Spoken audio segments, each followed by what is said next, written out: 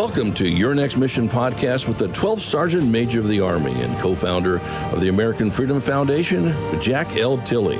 Proudly presented by Cavalry Agency, Navy Federal Credit Union, Purdue University Global, and Veterans United Home Loans.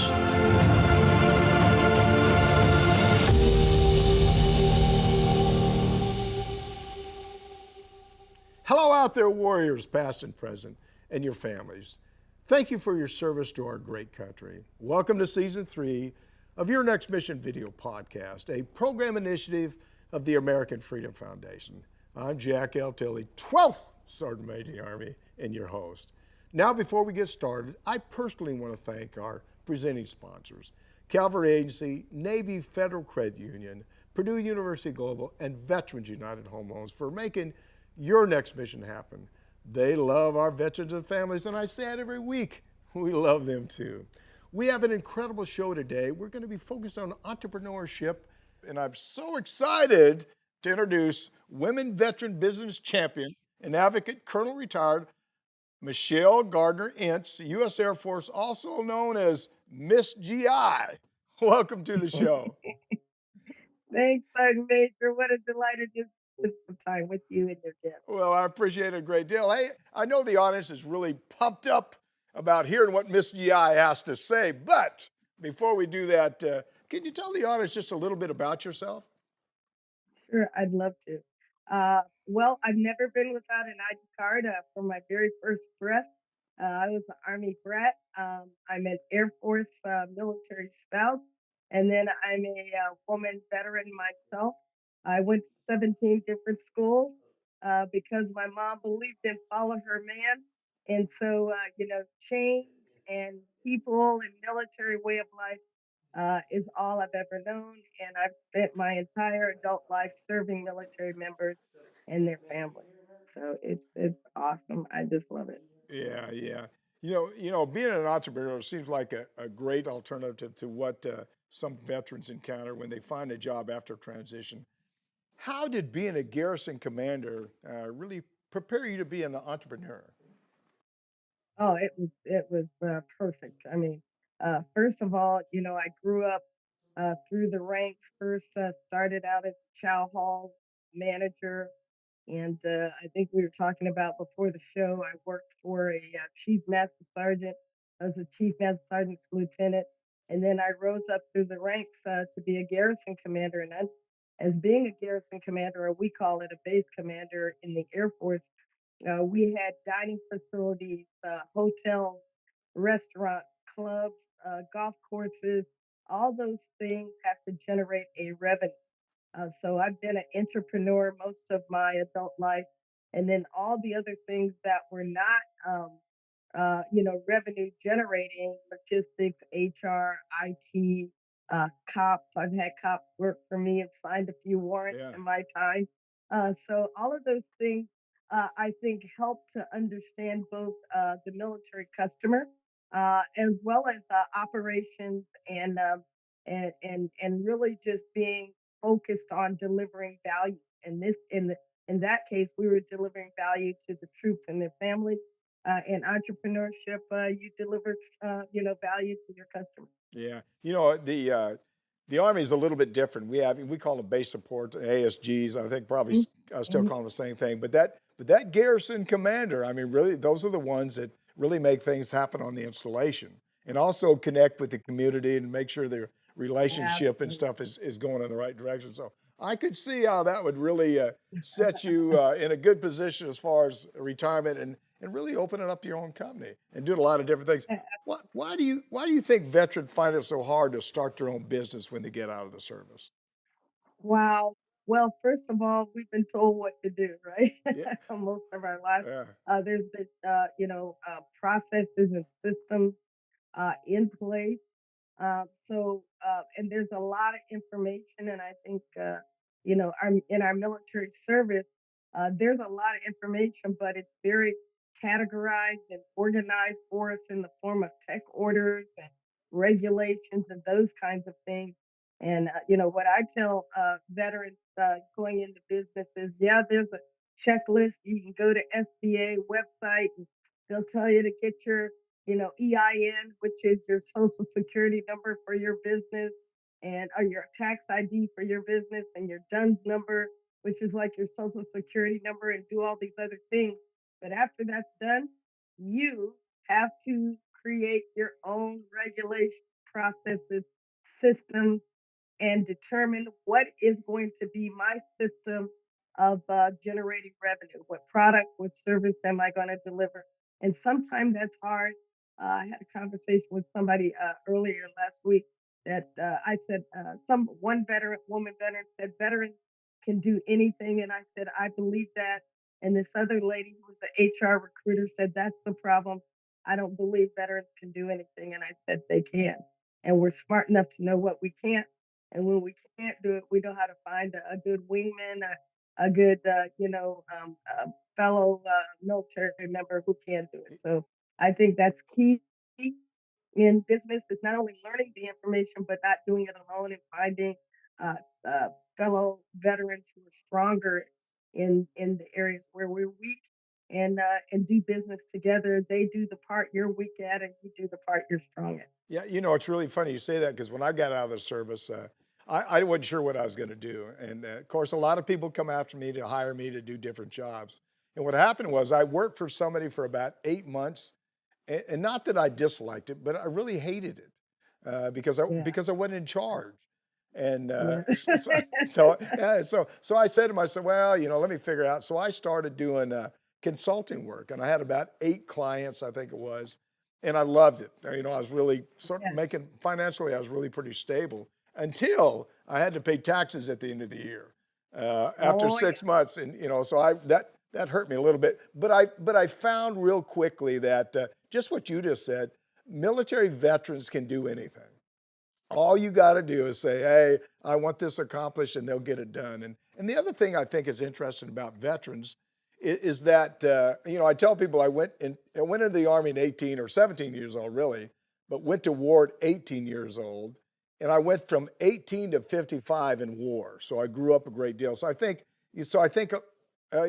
a lot of veterans, based on their age, even though if they're 24, 25, they're probably really 45. You know, that is they so true. yeah, they grow up really So true. I'd quickly. like to add on to Yeah, that, go ahead. Major, Yeah. because I think that's really a key point, right? And this is something I told a group of women veterans I was talking to about entrepreneurship. I said, you know, when you deploy or serve with someone, 1 year is equal to 1 to 5 years, Yeah. right? Or even 10 if it's in a really combat intensive environment. Yeah. And I don't care how much time goes by, it can be years, 10, 15 years. You can find them on social media and pick up where you left Eh, off. And what I believe, Sergeant Major, is that veterans are not using their network, right? Yeah. People who are already have been out there, transitioned well, or doing something they need, they want to do, or have some skills they need help with. They're not asking because they figure, well, I haven't talked to them in a long time. And my thing is, call them. Yeah. You'd be surprised and be honored. I truly mean honored to help you navigate this road called entrepreneurship and find your special niche where you can bring you and your family some legacy wealth. So I encourage folks, because people do business with who they know, like, and trust, and what better way, man? You know other veterans, we trust them, we have similar values, and so I encourage folks to build their network and don't feel like I've got to be out here shaking hands with strangers. Look at who you know Well, already. you have a special relationship. It Yes, doesn't matter if you're the Army, Air Force. Now we may give each yes, other yes, a little bit of yes. heat every once in a while. But the answer is, and you just said it, if I haven't talked to you in 20 years and I picked the phone up and asked you for something, you got it.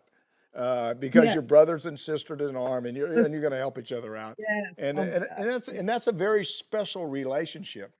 Does uncertainty have a lot to do with it? When you start a business, when you get out of the service, I'm just uncertain about your qualifications, I Yeah. guess. Yeah. Yeah. I think uncertainty about I can do so many things, right? But what should I do? Yeah, And I tell people, pick that sweet spot, that thing. And some of us just do things naturally, and I kind of went through this when I was in business for myself before, coming into my government job. We just do things, but we don't really know how special it is. Well, the thing is, ask the people around you. If you needed me for something, what do you think I'm really good at? And they will tell you.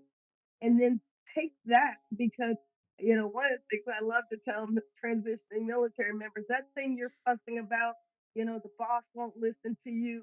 You know the right way to do it. That is your business because you already know the solution. Instead of, banging your head against the wall, write it down and have that be that's the beginning of your business plan of the product, the service, or the solution you're going to provide to the market. So the uncertainty is around not thinking that you're gonna I gotta do everything or I'm gonna miss everybody. No, if you don't niche down and identify exactly what you do, people know what they're gonna get when they get you. Yeah. People know when they get me, they're gonna get solutions. Yeah. They're gonna get relationships, right? They're gonna get excellence and they're gonna get a heart of service. Yeah. Those things people know, and it may be operational, it may be retail, it may be entrepreneurship, but people need to know what they're going to get. And if you're over here doing IT and then you're doing childcare and beer and all these different people's minds go, well, who are you? What are you about? So it's very important to just pick one thing, and then that one thing will grow into other things. Yeah. And hey, this is a game of copy, rinse, and repeat. When you were in school or when you were taking your ASVAB and other tests for promotion, you get in trouble for copying. Well, in entrepreneurship, you get rewarded for copying. So I encourage people, go look at what other people are doing and rinse and repeat. And you'd be surprised. Everybody's got an ego. You call them and you say, hey, can I just spend 15, 20 minutes with you? And would you tell me your journey? What would you do differently if you were me? And I'll tell you, 80% of the people say yes, Sergeant Major. Yeah. They're happy to help, whether they're a veteran or not. And when they're not a veteran, oh my God, they're honored to help a veteran, What, right? well, it's funny you say that because I always thought my job as a leader at any level I worked at in the military was to make the people behind me or that I was working for better.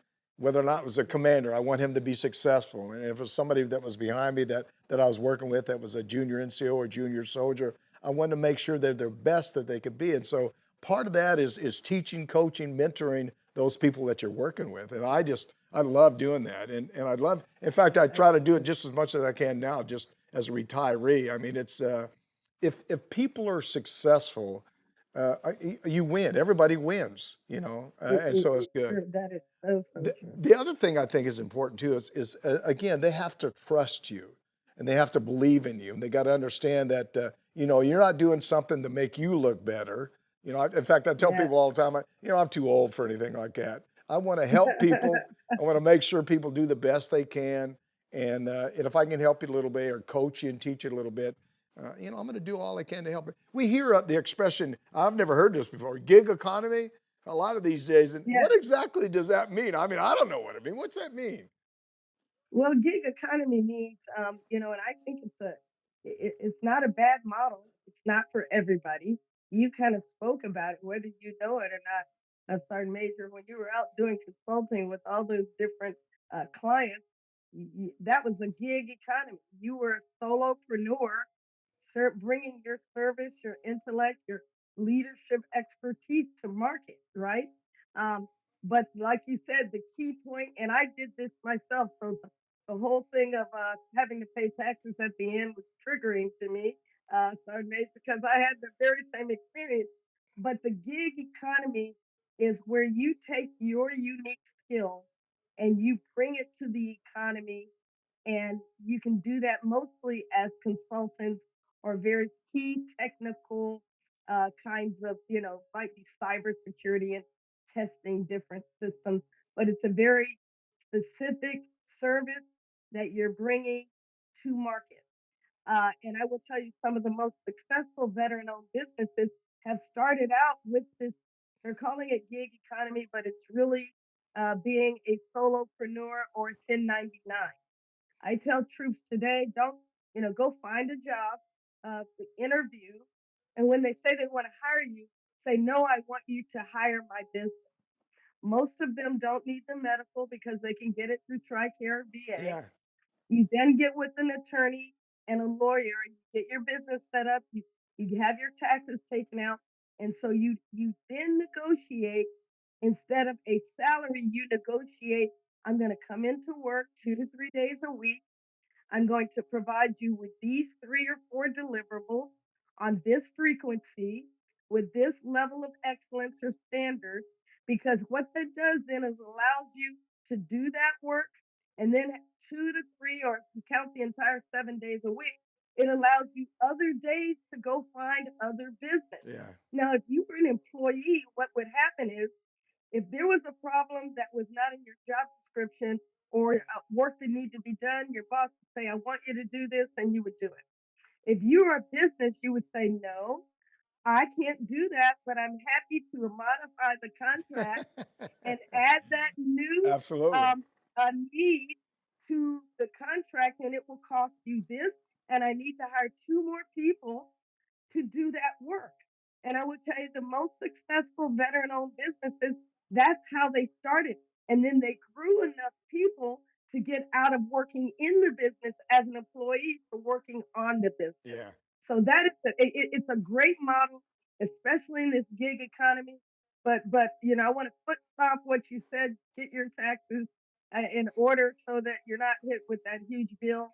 Make sure that you include taxes, other travel expenses, other things that you might need as a business to support that company.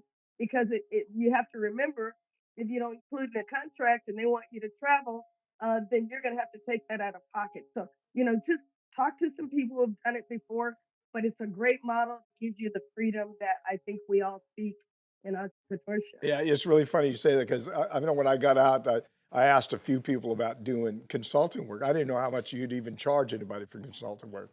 And now I have, senior general officers that'll contact me and say, hey, Sergeant Major. I said, what did you call a general officer? They said, well, Sergeant Major, I would, but I know you know the deal here. So how about give me a little, and so I'll tell them what they should charge, what I recommend. And you said something a minute Yeah. ago, when I did consulting work, all expenses, everything I did, as soon as I left my house, this fee was my consulting fee. So Exactly. all of those things have to be included in that. But the biggest one I had was the taxes part of it. The other thing I'll tell you is I'm a small business owner. In fact, at one point I owned 3 companies, or I had ownership of 3 Wow. companies. But now I have 2 companies. One of them is going to disband here. It's disbanded as we speak. So I have 1 company, but all of them are retired sergeant majors. We have 1 first Uh, sergeant in there, but the number 1 person in my company though is the accountant, which is a little which is a little Korean lady that just keeps us all straight. So I you enjoy that. gotta have it. Gotta have Got it. it. Absolutely. And I know you take good care of her because she takes good care of Oh you. Lord have mercy, I take her. In fact, she's my neighbor. She lives across the street. Oh, that's Yeah, beautiful. in your work, you talk a lot about intellectual capital, depth Yeah. of knowledge, and how to be a winner. Can you Yeah. tell me what that means? Well, it hurts my heart, Sergeant Major, uh, when we veterans leave the military with this huge uh, depth and width of intellectual capital. And I did a LinkedIn post a couple of weeks ago, and what it said was the gold, the absolute pure gold of hiring a veteran as a strategic hire or on a corporate board is our diversity of winning. Yeah, We haven't won one way. We've won in multiple ways at different levels. yeah, And that is the pure gold. And it's pure gold that I don't think the world has recognized yet. That's what you get when you get in E7, E8, E9. You get in 05, 06, or GO. And even at some lower levels, because we have very technically smart folks now. But what you get is you get a lot of intellectual capital. yeah, And we're going and giving it to corporations. in the form of employment, and their stakeholders are winning boats and planes and vacations when we could be taking that intellectual capital and using it as a consultant and making money to increase our family's wealth because you and I both know the military is a great way of life, but you're not getting rich right immediately, Yeah, unless yeah, you did some great investing along the way. So that's why I talk about because anybody in the military can either tell their story and make money. They can teach others how to develop systems because we're very systems and process oriented. We can help with leadership. Oh my God, we've had, and overcome so many leadership challenges. So, when I talk about intellectual capital, I think there's an opportunity for anyone, even if they do have employment, to have a business on the side, if nothing more than to leverage some of the other skills that may not be maximized in employment. yeah, Sometimes you can get boxed yeah, in yeah. and you don't really get a chance to use it all. Yeah, the other thing I talk about though is make sure you have a balance. A lot of the Yeah, boards that I sit on, they have senior general officers, and they may only have one or two enlisted guys. And I said, well, true. 86% of the forces, or 82% of the forces enlisted, and the rest are Yes, officer or warrant officers. And so to have a yes. balance between enlisted and officer, I think is really critical. The other thing, again, and I Yes. think I said it already And though, can I throw in women? There's not a lot of women no, on no, those that's boards right. either. Women, absolutely. Well, and really, I don't know. I tell people all the time, I'm not sure how I started. Maybe I think I was ahead of my time or something. But I was looking at diversity when I was a first Wow. sergeant and when I was a Thank battalion God. sergeant major. And I used to tell people when I put a color guard out, if I didn't have something that represented that unit, whether or not it's white, brown, male, or female, I always said, it has to be a mixture, of everybody. And I Yeah. did that as a division, every level I ever worked in the Army. And when people come out and start talking about diversity, I said, well, geez, I've been doing diversity all my life. I've been doing all that But exactly. the other thing about that I think is really important is I don't know if you know Al McMichael and Vince Patton. We had them on last year on a show we did about Martin Luther King. And Hmm. I told them, I said, not once in my life when I was in combat did I look to the left and the right and care what any color anybody was. It was about we're all family, we all work together, and that's one day I wish our company our country would look the same way. And I think we're going in the right direction. Yes. But I think Yes, I that's think I really agree. important. Yeah. I agree, Sir Major. I think, one of the things I've always said is excellence is colorblind. Oh, Uh, absolutely, you know, when absolutely. when Yeah, when when you're excellent, nobody stops to say, "Oh my God, that was a black girl that did that." You know, yeah, they're absolutely. just happy. Well, They're just happy that the mission got done, right? That the people were taken care of or the problem was solved.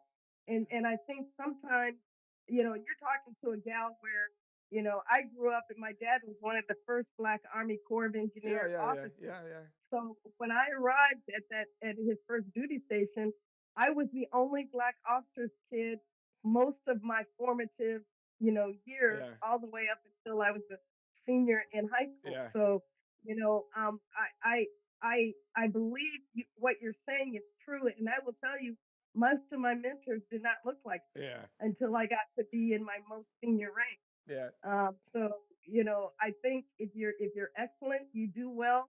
Uh, your heart is right, and you treat people right. Most people, I think, the military sets the tone for diversity. Yep. Actually, um, will treat you right, right? I mean, I know there's exceptions to the rule, but for most part, you're spot on. I think everybody should come into the military. I know we'll never do that. I wish it was a draft and made everybody come into the I military because agree. it I really agree. makes it. Did you ever meet General Powell? I did. He's an Well, amazing I knew General Powell when I was I think it was a sergeant first class or first sergeant in the Army. And so, as a battalion, a brigade. So I knew him I bumped into him from a number of years. And I'll never forget this story. He told me a story one time. He said he was at West Point. I guess, I don't know what man. Yeah. level he was at there. But he's West Point. I guess he was a senior getting ready to graduate. And he was selected as a commander. And this one guy that come down, he says, hey, look, he says, He says, I'm upset. I'm mad as hell. And I said, and he said, well, what's wrong? He said, well, they say they selected you because you was a minority to be a commander. And he said, Mm. and the guy that was with him said, hey, let's go down and tell him why. And he said, which I think was wonderful. He says, no, I'm not going to tell him why. I'm going to show him. And I think Yeah. that's what you have to do in life is you have to show people about. We're getting off the subject here a little bit, but but No, no, no. but but, This but you is have to good show stuff. people and look for the good in people. And I think Yeah. that's certainly what I've always tried to do, and I'm sure you have too. So, well, No, no. y- I think there's a B.O. Davis because I'm a Tuskegee Institute grad. yeah, Um, said something. There was a riot at Travis Air Force Base, and B.O. Davis was our first, general officer, black general officer in the Air Force. He said um, when he came out to calm the troops because he was the wing commander. He said, "I might be your color, but I'm not your kind." And I said, "I might be your kind, but not your color also." So I added on to because really what that is talking about is the value of the person. yep, The heart of the person can be the same kind and they may not be the same color. yeah. And we can also be the same color, but our values are not the Well, same. it So all goes. I really judge the heart. Yeah, yeah. It all goes back to what we said before. It's about trust, and people know if you're Yeah. real. This is an old saying, now, real or Memorex. I don't know if you remember that night, but Yeah, I'm but old they know school. if you're real or Memorex, and you really Yeah, they understand if you care. So I yeah. hold that thought. We're talking with the women veteran business uh, champion and advocate, Colonel retired Michelle Gardner-Ince, U.S. Air Force, and you're watching your next mission video podcast with me, your host. Jack L. Tilley, 12th Sergeant Major Army. And don't forget, if you're enjoying this discussion, and I know that you are, please like us. Click on that subscribe button below. Now, I'm not going to say ma'am, I'm going to say Miss GI. During this, I know that Okay. you love that. So during this segment, I want to explore the work you're doing with women veterans. As you know, women are, the fastest growing segment of veteran population in this country, which means there are going to be more women veterans looking for opportunities once they really transition out of the service. How are we doing to address that issue? I mean, to address that issue that's going to be facing us right now, I guess. Yeah, yeah. So there's a couple of challenges. About 30,000 women are leaving the military every year. So more women are joining, Yeah, but also more women are leaving, and they're leaving for family balance, for caretaker reasons, for relationship reasons. It's really hard, to ask a guy to follow you around. It's becoming more accepted, but it's still not. Having said all of those things, women, more women are going into STEM, right? But the problem is when they come out of the military, they don't go into entrepreneurship. They're going into employment. And most of the opportunities for women in the federal government or for any veteran person in the federal government is IT is number one, construction, professional services, which is like consulting, logistics, and then there's some supplies and equipment and those kinds of things. There's about 10 areas that where the government spends most of its money. But we want to make women aware that entrepreneurship is a great option and gives them the flexibility. It gives them the opportunity to determine what success looks like as an entrepreneur. That's 200,000. It's 2 million. It's 2 billion or 2 trillion. It's limited by the resilience, the leadership, and the business model of the woman veteran. And so, I've been on a mission to tell people that women veterans are a top secret weapon, a national treasure. And the reason I say a national treasure because imagine, I told somebody when you come in to serve, most women come in for education and travel. yeah, But you don't realize that while we want and we love to serve, our bodies were not meant to do so. yeah. So there's a lot of neck and back injuries from the rucksack, the psychological injuries. There's military sexual trauma. There's a lot of things that women balance, and then they're asked to leave children, or their infertility are impacted and they can't have children. So all of those things, though, despite those, they overcome those, they stay and they serve with distinction. Yet, we talked about a little bit earlier, they're not on corporate boards. They're not being hired at senior level, positions. And so, this is an opportunity for the world to realize that if you get a woman veteran entrepreneur, either as a teaming partner, or you hire them as a company, or even as an employee, or even in a leadership position, you're going to get someone that's going to bring some very unique skills to the team. And President Obama said it a couple of years ago. You want to make a company or organization soar, hire a woman, and I believe that. I do. And I'm not male bashing. I'm just saying. Well, no, You no, I know, can take it. I can take it. Hey, look here. You made me think of so many things. I'm going to tell you two things real quick here. One is that I sat on the board with TRADOC that says, should women be in combat arms? And wow. and I sit on that board, and I went in there and I sit down, and at the time there's a bunch of general officers and stuff, and I've worked with them, and I'll tell you about a woman I worked with in a minute. But I said, hey, look, it's real simple for me. There's standards in the military. If a male or a female meets that standard, they can go on that particular MOS. That's it. And they And want this, to. and this, And they want to. well, I mean, give them the opportunity. And I said, we're going to spend millions of dollars testing everybody to see whatever, and we're going to come to the same result. So let's just get to it. Well, I'm not sure they listened to me. The second thing is, though, I had and see, she's passed away, but she's one of the finest people I ever worked with in my life. Her name was Mary Sutherland, and she was the DISCOM sergeant major when I was a division sergeant major. So she moved. I was already a division. She moved into that senior position, and she came over and had an office call with me. And I looked at her and says, I said, well, I've never worked with a female at that level. It was always men. And she says, Yeah. I said to her, I says, well, Sergeant Major, I said, well, how do you want me to treat you? And she looked me right in the eye and says, just like everybody else.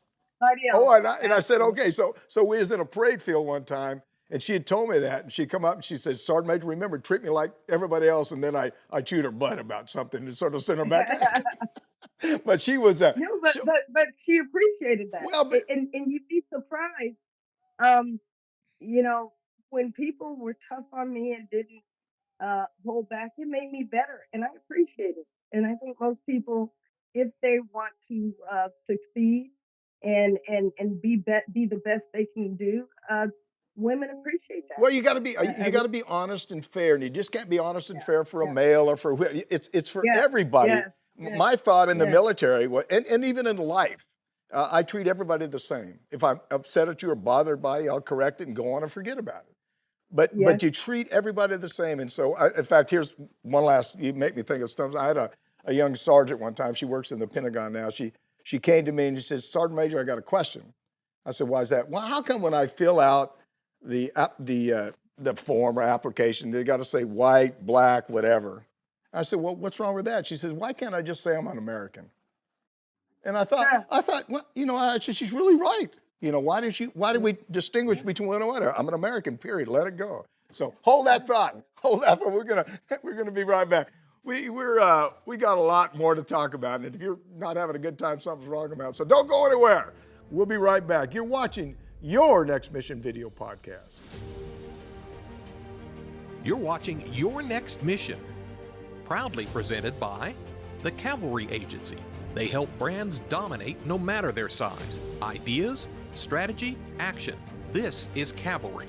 Learn more at cavalry.com. Navy Federal Credit Union, the most trusted credit union owned by members of the military community, serving all branches of the armed forces and their families. Their members are the mission. Learn more at NavyFederal.org. Purdue Global, providing affordable online education for hardworking adults. Learn more about a personalized, innovative, and world-class education at PurdueGlobal.edu. Now back to your host, the 12th Sergeant Major of the Army, Jack L. Tilley.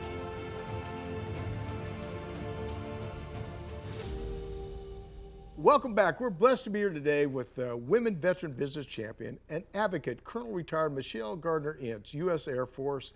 And I want all of our veterans to reach out to me directly. Tell us about your transition.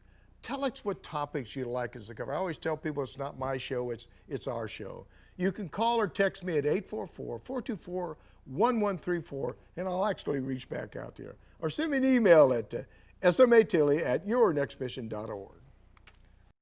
We're heading into our final segment with you today, and I hope you've enjoyed it just as much as I have. I just have a couple more. I say a couple more questions. I'm sure I'm going to have more questions.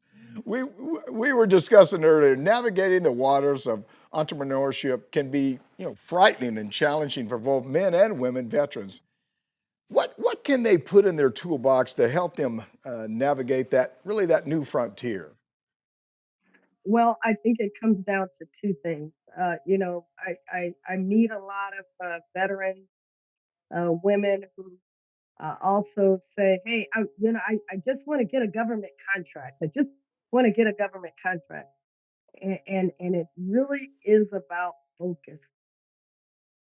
It is about focus, and it's about market research, and it's about your business model, right?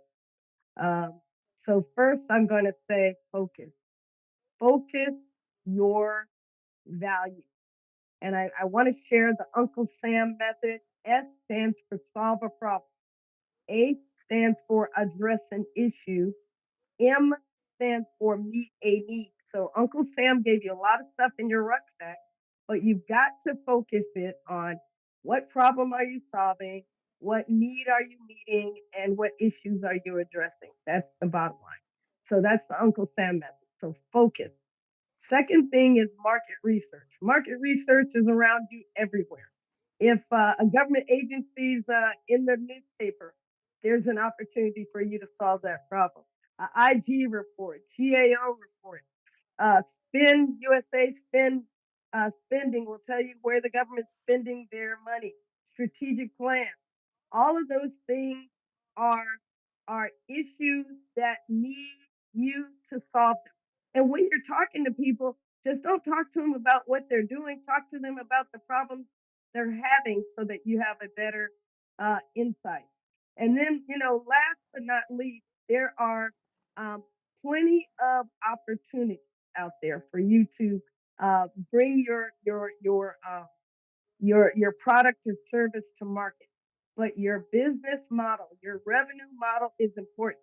A lot of us know how to solve things, but we don't know how to sell and make money. Yeah. And so your business model is about selling, right? And I talked to a guy last night on my podcast, my kind of call-in show on LinkedIn, and he said we sell, masks and gloves, and now people aren't buying that anymore. And I said, well, what's your other business model? He says, "Oh, we don't have one." And I said, "Why not?" I said, "Because your business model is that the manufacturer sells it to you, you mark it up, and you sell it to the government."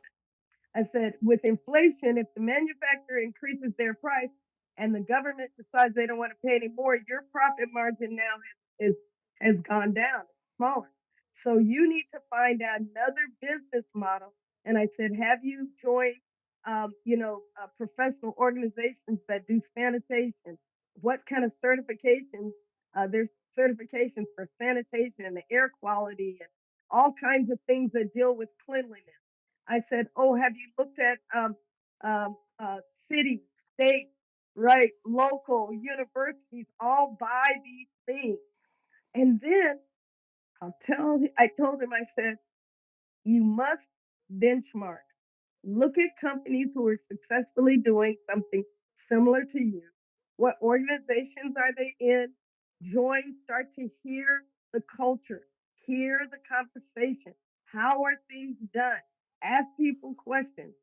All of those things are not only market research, but will help you refine your business model." And then I said, you may want to go into cleaning, but if you go into cleaning, do you want to go into large business cleaning, airport cleaning? So it's very important to niche down and identify your revenue model, and that revenue model needs to have profit in it. If you're not making money, it's just a hobby. And Kim, the last thing I'm going to say, Sergeant Major, I'm begging veterans to stop saying, well, I have my retirement, I have my VA disability. I don't need to make money. I just want to help people. Please do it for your grandchildren, your great grandchildren, even if you don't think you need the money. Do it for them and leave a great legacy and make some money. Yeah, no, I agree 100%. I told people when I got out of the service, I started doing things, and again, I figured out that they'll pay you for your service, and so I thought that was good. The other thing is about opening a company. I think if you want to open a company or you're serious about it, if you can start it 2 years out before you get out of the service, or a year out before you get out of the service, I think that's good. I think the other thing is find a mentor. Find somebody that's already running a company that can cut down on some of the issues that you have. Some things they messed up on, so you don't have to do the Yeah, same things. That'll help you go on. I mean, I tell people all the time, I'm just been very fortunate in my life, but I started a company only for one reason, is because I was making so much money in consulting work. Not saying I'm making a lot, but I paid a lot in taxes. So I said, how do I write that off? And so I said, well, I'll do a company. And then I had a friend come to me and say, look, I need your help with something. Would you do this? Sure. And I ended up hiring like 6 people, I think, for the job. And then yeah, another guy came for it, or gal came, or whatever. But they came to me yeah, and sort of said, because, help me out. And the main reason why is because they had the trust and confidence and yes, knew that I wasn't going to quit yes, on the job and I was going to do it. yes, Hey, yes, I know one resource is your weekly LinkedIn live show that you do. yes, Can you talk yes, about that? yes. So, I always start with the end in mind. And so in January 2019, I decided I was going to embark on LinkedIn, kind of just start putting myself out there. And I was planning to go into business for myself. I've always had a company, but it was kind of dormant.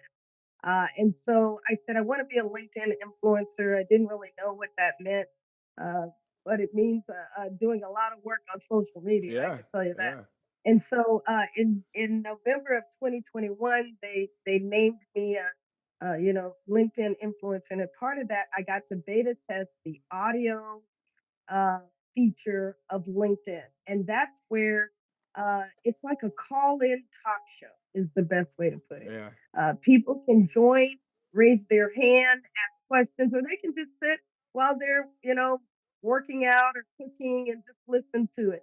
But I decided I wanted to use that opportunity to help veterans and underserved communities, that's minority, women, veterans, disabled companies, learn more about this thing, government contracting. And so what I've done is I've gathered a group of experts that I think give us a 360-degree view on government contracting. We have a retired contracting officer. We have a SCORE mentor. And if you don't know about SCORE, go to score.org. You can get you a business mentor. We've got a business advisor who does business like development. We've got a coach who's a business coach, and we have what we call the doctor. He's a PhD guy, former Air Force guy, but he is in the 8A program. Young guy, less than 50, that's really making a lot of money, has figured it out. And so when people come in, they get to just be vulnerable. It's not recorded. If you miss it, you miss it, because I wanted Sergeant Major to provide a safe space where people could say, I don't understand. I don't get it. I'm struggling. Can you help me? And it is just a great environment, and people connect with one another, support one another, no sales allowed. This has just helped veterans, women, minorities, small businesses succeed on the journey as a community. Well, it's all about that relationship. Yeah, Once yeah, yeah, once you get a group of people together and once they start talking, they'll find out where they fit in that conversation. And so it's all about absolutely. trust and having a good relationship and seeing what you could do as a team. The other thing I think is pretty interesting too, if you find another company that you can team with, if you're going to go after Yeah, contracts, somebody that has yeah, maybe qualifications that you may not have. Team with them yeah, so you can get a contract, because you always want to be growing and doing those kind of yeah, things. So, yeah. well, But what we talk about in there, Sergeant Major, I want to say the teaming thing, uh, you know, we have to be careful, right? Because they're predators, and that's exactly what I'm going to call them. Because these set asides, the veteran, the woman, the minority Yeah, set yeah, asides, minimize competition, right, for these huge contracts. And there are predators who will come and I've had people say, "Hey, I'll pay you $250,000. We'll do all the work. Don't worry about it. We'll handle everything." And and they're making 2 million, but they're giving you yeah. 250,000. And No. so we have to be careful. I tell my ladies, date around. Make it a value based decision when you're going to team with people. And if it looks too good to be true, Sergeant Major, it probably Well, the is. other thing is important too is make sure you have that in the contract. If I'm going to team with Yes, you, you're going to give me 25% or 10% or whatever. yes, If they're yes, going to have 50 people, yes, I'm going to get 10 people. yes. So you 10. got to have it Yes, in the sir. contract when you Yes, do that. sir. Yeah, I went through Yes. the same thing. I won't tell you who with, but I lost God, I think it was a $20 million contract one time. That I don't know if you ever heard of Hunt, Eat, Kill contract. I won't tell you what company it was, Yes, yes, yes, but I yes, found yes. found a contract, and the company I was working with gave it to that particular organization, and they gave the contract to somebody else. Well, the owner of Mhm. that organization ended up suing those guys. I'm not sure whatever happened, but I'm with you. You got to do your due diligence. But the thing Yeah. about it, but you got to find somebody that you believe in, that you trust, and there's a Trust, lot of them out trust. there. But the one thing about it, a lot of people I teamed up is people I've known for years, and I had a lot of There you yeah, and I trusted them, and they trusted me, and it wasn't so hard. But in fact, one of the ones I teamed up was my old battalion commander that I did go. some Wow. stuff with. So it's good, a lot of good, and we talk. Well, we don't talk as often as we used to, but at least a couple times a year we're talking to see how each other doing. Hey, first of all, let me say it was a great discussion. I enjoyed it a great deal, and Likewise. thank you for what you're doing. It's important work, Oh, thank and keep up you. the good job. And if we can help you, certainly let Hey, us know in any way we can. Any final thoughts? Anything you want to share with the audience? Something you yes, maybe missed? yes, yes, yes. I will say that there's a lot of resources out there, right? And don't try to drink the whole ocean at one time. Just eat what you need right now. So if you're just at the beginning, then you want to focus on getting your foundation. We call it the bank, the attorney, the insurance, and the tax folks, the accountant folks. You want to get all those lined up so that when you start running, you can go fast. Relationships, relationships, relationships. Yeah. Build them before you need, build a bridge before you need it. It's relationally and physically impossible to build bridge and run over it at the same time. People try to do it. If you just build bridges, help people when when it's time, they'll remember your name when opportunity is in the room. And that's the last thing I want to say is as veterans, let's share. If that opportunity is not for you, don't go, oh no, I don't do that. No, think about who does do that. Be the person that remembers your teammate, your shipmate, your fellow comrade when opportunity is in the room, because that's how we all grow and all boats rise together. And let's get after this fun thing called entrepreneurship because there's so much freedom and opportunity in it. You know, Thank you so much, Major. it's really funny you say that because I've had a few friends over the years that call me and says, "Hey, look, I may not be able to do this, but this is something I want to share with you, and give me a contract to help me out." So, Yes, again, thank you so much what you're doing, and thank keep you. up the great work. Thank Thanks for coming on the show. I you. appreciate it. Thank you. And follow me on LinkedIn. Would really appreciate Well, you that. gotta If follow. you'll You gotta follow me too, and you gotta subscribe to our show. You gotta get it. yes, yes. Hey, thanks a lot there. Thanks to Michelle Gardner-Ince for being with us today. And I'm Jack Tilley, 12th Sergeant Major of the Army. You've been watching Your Next Mission video podcast, and thank you for watching today. Please visit our website at yournextmission.org and leave me a review. I always say I hope it's a good review, but if it's a bad one, I can take that too.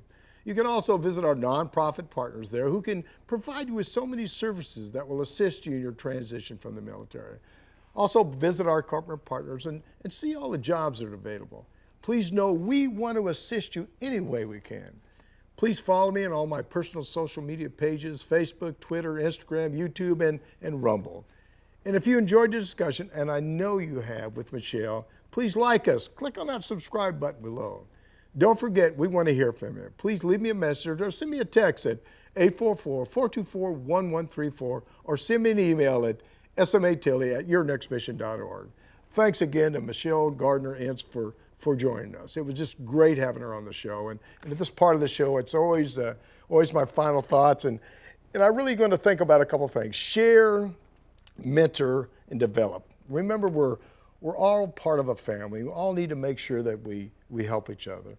You know, there's about 17 million veterans out there, and we're all part of a family. And we need to make sure that we're successful. If we want to open up a company, we want to run something, we want to have a successful life. Never think that you're by yourself.